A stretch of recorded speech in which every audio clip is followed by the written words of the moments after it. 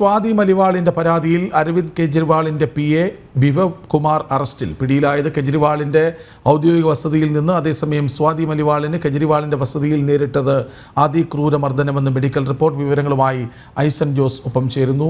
ഐസൻ, മുഖ്യമന്ത്രിയുടെ PA പിടിയിലാകുന്നത് മുഖ്യമന്ത്രിയുടെ വസതിയിൽ വെച്ച് തന്നെയാണ്. അതാണ് ഏറ്റവും ഗൗരവമായ കാര്യം.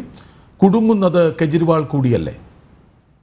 തീർച്ചയായും കൃഷ്ണരാജ്, കുടുങ്ങുന്നത് കെജ്രിവാൾ കൂടിയാണ് എന്ന് മനസ്സിലാക്കാവുന്ന ഒരു സാഹചര്യം തന്നെയാണ് ഇപ്പോൾ ഉള്ളത്. കാരണം ഇത്തരത്തിലുള്ള ഗൗരവതരമായ വിഷയങ്ങൾ നിലനിൽക്കുമ്പോൾ നേരത്തെ സൂചിപ്പിച്ചതുപോലെ ബിഭവ് കുമാറിൻ്റെ അറസ്റ്റ് വരെ എത്തിയ കാര്യങ്ങൾ, അതായത് FIR രജിസ്റ്റർ ചെയ്യപ്പെടുന്നു, അതുപോലെ തന്നെ സ്വാതി മലിവാളിനെതിരായ ആക്രമണം നടന്നതിൻ്റെ ആ മെഡിക്കൽ റിപ്പോർട്ട് പുറത്തു വരുന്നു. ഇതിൻ്റെ എല്ലാം പശ്ചാത്തലത്തിൽ ബിഭവ് കുമാറിനെ അറസ്റ്റ് ചെയ്യാൻ പോലീസ് എത്തുന്നത് കെജ്രിവാളിൻ്റെ വീട്ടിലേക്കാണ്. കെജ്രിവാൾ ഇക്കാര്യത്തിൽ മൗനം പാലിക്കുകയും അറസ്റ്റിന് കൃത്യമായ നടപടികൾ അദ്ദേഹത്തെ കീഴടങ്ങാൻ പ്രേരിപ്പിക്കുകയോ അല്ലെങ്കിൽ അത്തരം നിർദ്ദേശം നൽകുകയോ ഒന്നും ചെയ്തില്ല എന്ന് തന്നെയാണ് മനസ്സിലാക്കാൻ സാധിക്കുന്നത്. മറ്റൊരു പ്രധാന വിഷയം കൂടി ഈ കെജ്രിവാളിൻ്റെ വിഷയത്തിൽ മനസ്സിലാക്കിയെടുക്കേണ്ടത്, അല്ലെങ്കിൽ ഈ ചോദ്യവുമായി ബന്ധപ്പെട്ട് പറയേണ്ടത്, കെജ്രിവാളിൻ്റെ ആ നിർദ്ദേശപ്രകാരമാണ് തന്നെ ആക്രമിച്ചതെന്ന് സ്വാതി മലിവാൾ പറയുന്നുണ്ട്. ഇത്തരത്തിൽ സ്വാതി മലിവാളിൻ്റെ ഈ സ്റ്റേറ്റ്മെൻറ്റും അതുപോലെ തന്നെ ആക്രമണം നടന്നപ്പോൾ അതിനെ പ്രതികരിക്കാതിരിക്കുകയും അതിനെ അനുകൂല നിലപാട് ഇപ്പോൾ ആം ആദ്മി പാർട്ടിയുടെ പ്രതിനിധികളെല്ലാം തന്നെ സ്വീകരിക്കുകയും ചെയ്യുന്നു.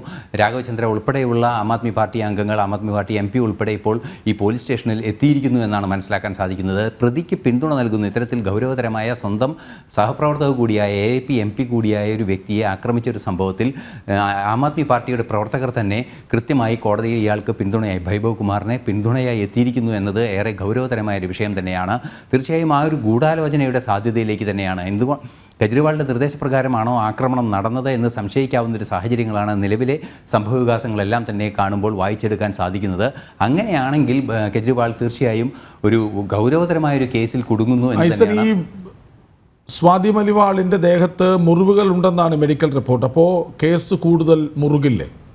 തീർച്ചയായും സ്വാതി മലിവാളിൻ്റെ ദേഹത്ത് മുറിവുകളുണ്ട്. അത് അവർ FIRൽ, അതായത് പോലീസിന് നൽകിയ ഫസ്റ്റ് ഇൻഫർമേഷൻ റിപ്പോർട്ട് സ്റ്റേറ്റ്മെൻറ്റിൽ വളരെ കൃത്യമായി അവർ പറഞ്ഞിരുന്നു. തനിക്ക് വയറിലും നെഞ്ചിലും അതുപോലെ തന്നെ കാലിലും കാര്യമായ പരിക്കേറ്റ ആക്രമണങ്ങൾ, ചവിട്ടുകയും ഇടിക്കുകയും ചെയ്തതിൻ്റെ പരിക്കുകൾ ഉണ്ടായിരുന്നു. വസ്ത്രങ്ങൾ കീറിയെറിഞ്ഞു, അത്തരത്തിലുള്ള പ്രശ്നങ്ങളെല്ലാം തന്നെ അവർ പറയുകയും ചെയ്തിരുന്നു. ഇതിനെയെല്ലാം സാധൂകരിക്കുന്ന, ഈ ആക്രമണം നടന്നു എന്നതിനെ സാധൂകരിക്കുന്ന തെളിവുകളാണ് ഇപ്പോൾ മെഡിക്കൽ റിപ്പോർട്ടിൻ്റെ അടിസ്ഥാനത്തിൽ പരിശോധിക്കുമ്പോൾ മെഡിക്കൽ റിപ്പോർട്ടിലൂടെ പുറത്തു വന്നിരിക്കുന്നത്. തീർച്ചയായും അത് ആക്രമണം നടന്നു എന്ന് തന്നെ കൃത്യമായി മനസ്സിലാക്കാവുന്നതാണ്. ആക്രമിച്ചതിൻ്റെ വീഡിയോ ദൃശ്യങ്ങളും പുറത്തു വന്നിട്ടുണ്ട്. ആക്രമിക്കുന്നതിൻ്റെ വീഡിയോ ദൃശ്യങ്ങളുണ്ട്. അതുപോലെ തന്നെ പരിക്കേറ്റതിൻ്റെ മെഡിക്കൽ റിപ്പോർട്ടും വരുമ്പോൾ ആക്രമണം നടന്നു, ആക്രമിച്ചത് ബിഭവ് കുമാർ എന്ന് വളരെ കൃത്യമായി ബോധ്യപ്പെടുന്നുണ്ട്. ഇനി ആ ഗൂഢാലോചനയാണ് കൃത്യമായി മനസ്സിലാകേണ്ടത്.